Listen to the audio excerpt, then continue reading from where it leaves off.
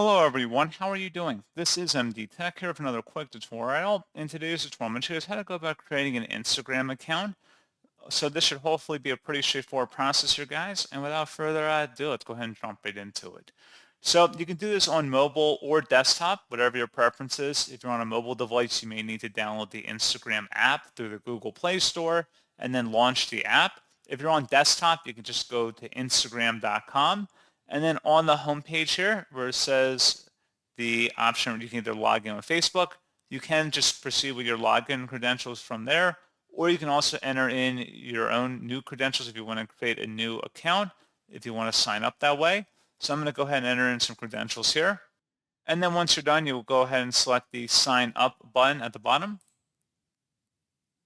And then you enter in your birth date information up here at the top. And then you would select next.